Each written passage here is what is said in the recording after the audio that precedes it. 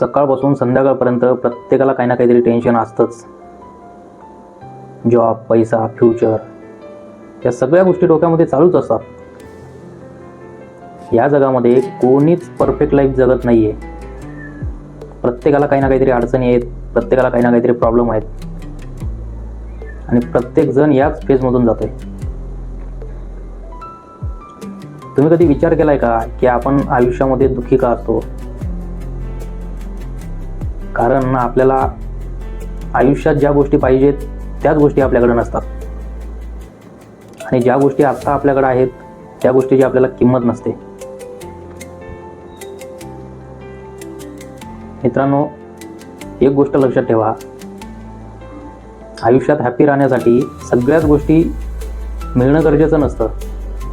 तर आहे त्या गोष्टीमध्ये समाधान मानून, आहे त्या गोष्टीची किंमत ठेवून आयुष्य जगणंच गरजेचं असतं. आणि एक दिवस सगळं काही ठीक होईल हीच आशा मनामध्ये ठेवून आयुष्य जगत राहा. या दिवशी तुमच्याकडे असलेल्या गोष्टींची व्हॅल्यू तुम्हाला होईल, त्या दिवशी तुमच्या आयुष्यातले सगळे दुःख हळूहळू कमी होतील.